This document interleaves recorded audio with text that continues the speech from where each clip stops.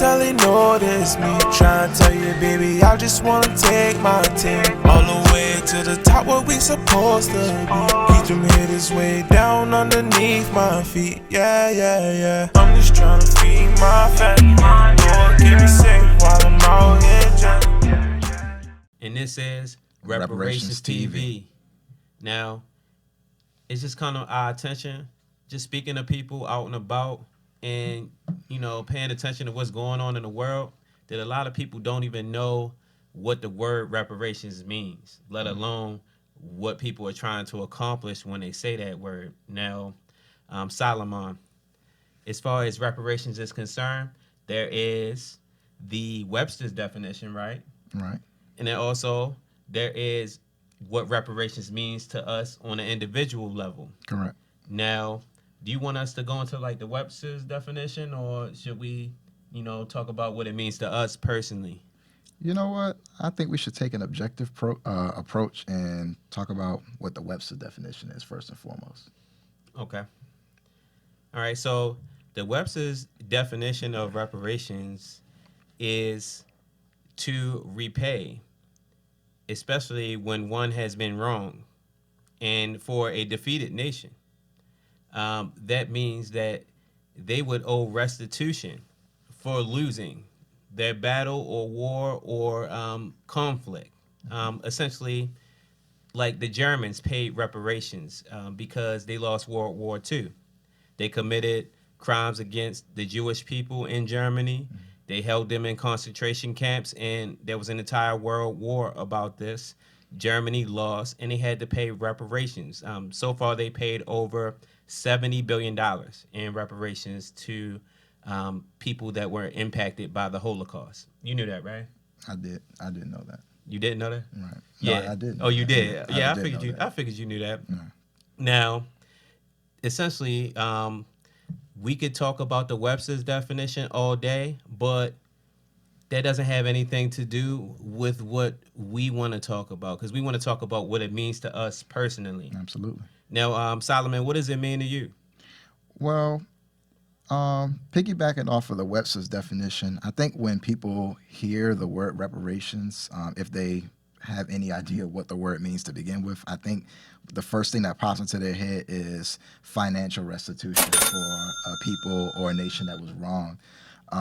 However, what it means to me is I feel it's a lot more than that, because there were so many wrongs that, we're going to get into definitely, but there were so many wrongs and so many atrocities perpetrated to African American people that just saying, financial restitution, that might not be enough.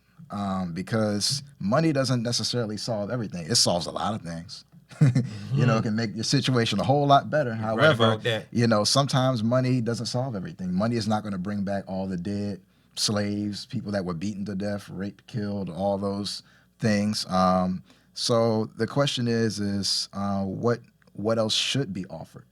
Yeah, well, the funny thing about you asking that question is there are people that are questioning whether or not anything should be offered. As a matter of fact, I was reading an article in New York Times, I believe it was, mm-hmm. and the question was, should reparations be paid to descendants of slaves? Mm. That's the dumbest question I've ever heard in my life. That's like asking, should old people go to sleep early? Well, maybe they should go to sleep so they can wake up, because it's hard. So that question in itself leads me to believe that there are so many people with this cognitive dissonance. Like, they don't understand that reparations is something that is necessary when whites have 10 times the amount of wealth that blacks have, despite not being 10 times smarter, despite not working 10 times harder. So the fact that some people question it, it makes me understand it, and it should make all of us understand that we're living in a country and in a world where people don't try to put themselves in anybody's shoes but their own. Absolutely. I do wholeheartedly believe that there are two very different realities that citizens of the United States of America are living right now. And it's very black and white, no pun intended. But, it's like what some people say, there are two Americas. There's a black America and a white America.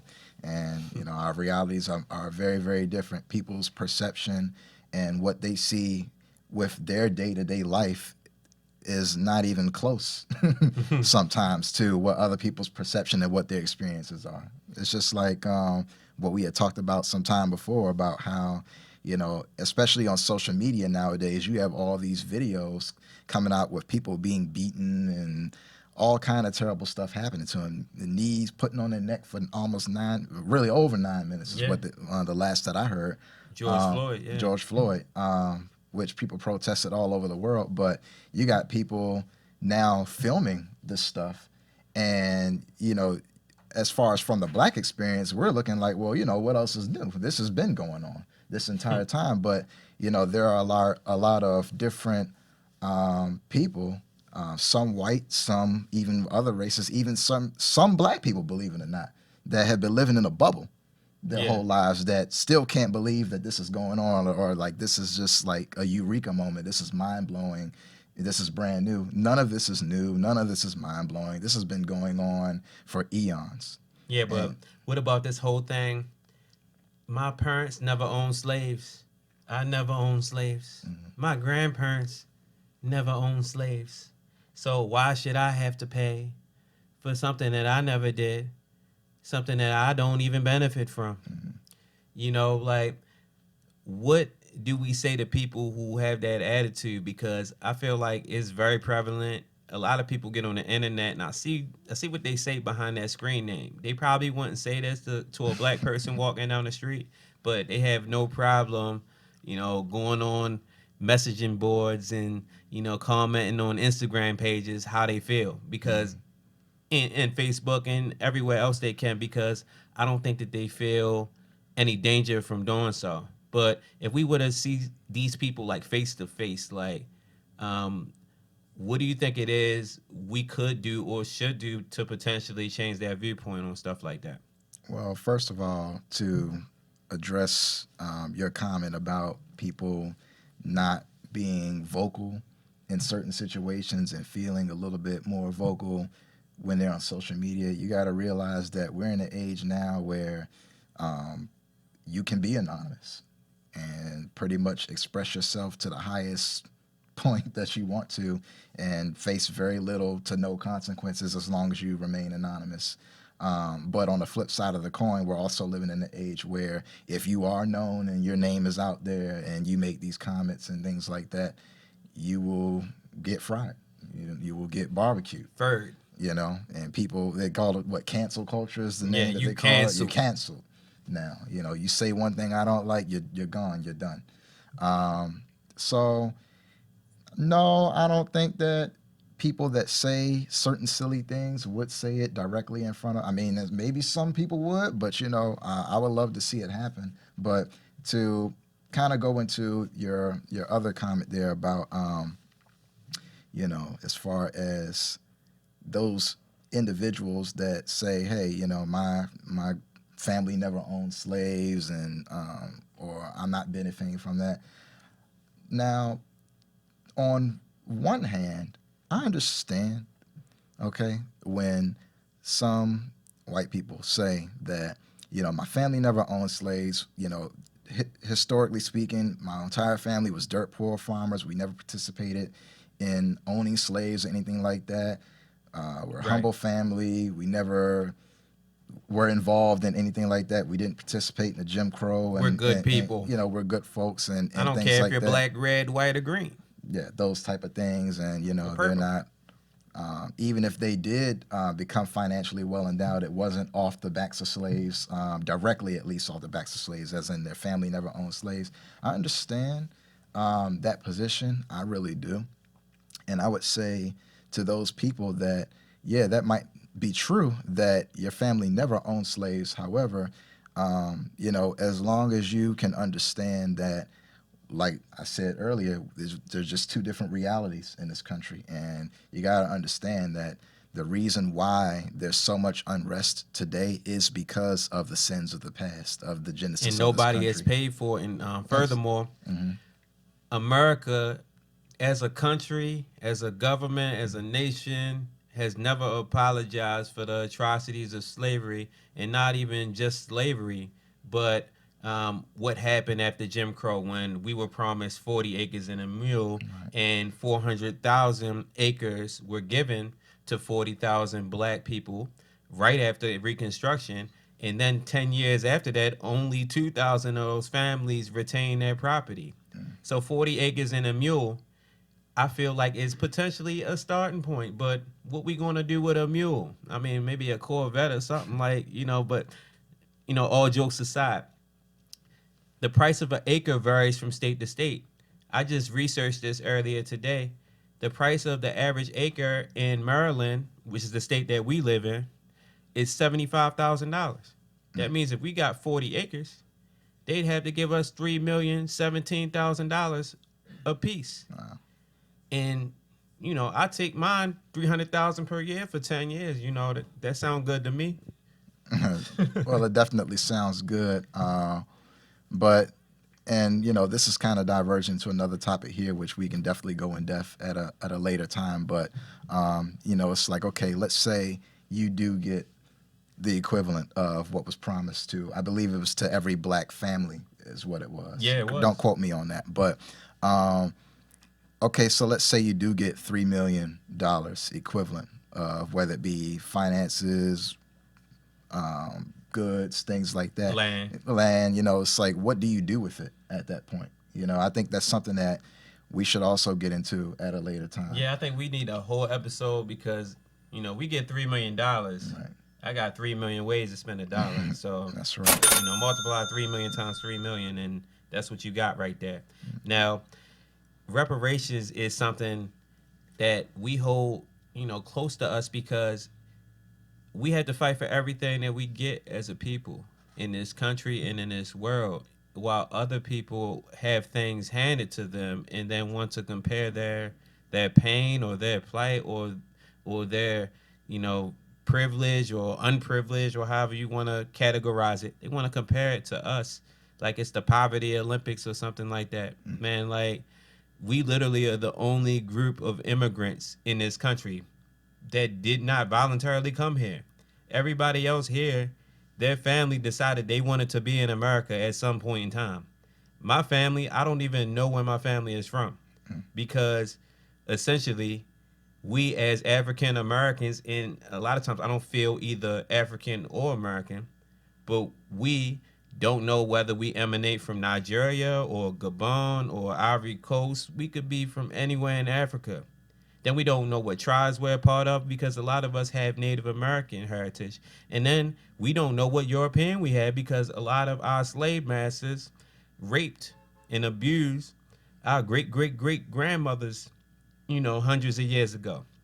So just the sheer fact that we can't trace our heritage back is something that was taken from us that they could never give us back. And no amount of reparations is going to solve that. But that doesn't mean that there should be no effort made on America. I don't want to hear how long slavery was ago because the Civil Rights Act of 1965 was 55 years ago, 56 years ago. Right. We literally did not have civil rights or equal protection under the law 50 years ago. And they talk about how long ago slavery was, man. And it just seems like a bunch of excuses. But we could talk about this all day. I agree. There's just so much to talk about. And I only have one last comment in regards to what you talked about in reparations.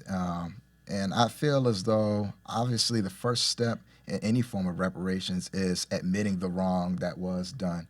And, like you stated before, there's never been an official apology or acknowledgement of the, United States hand that they had, number one, in forcing us to come over here to this country, forcing us to build this country up, and then, forcing us to live such a denigrated life.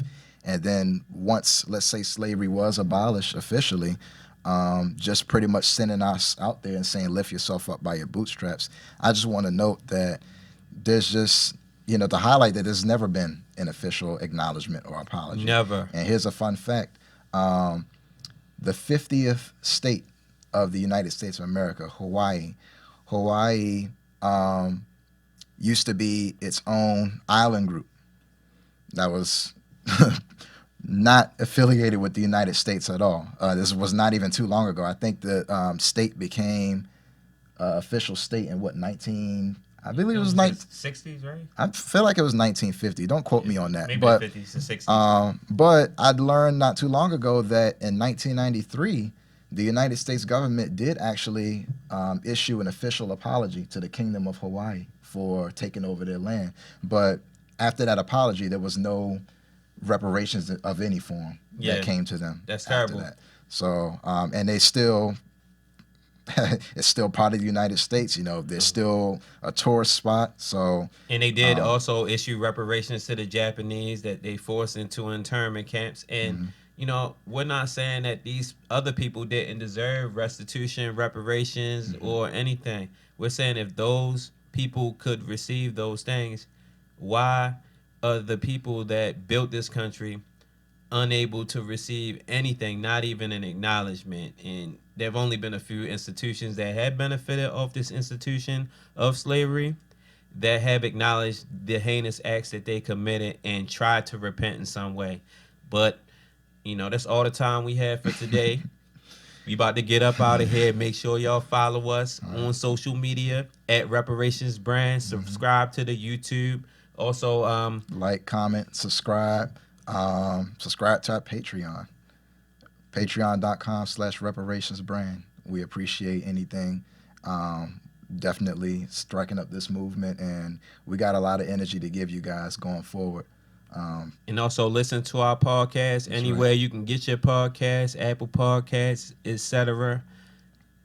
This is AD. This is Salamahn. And this is Reparations TV. Signing off. Cheers.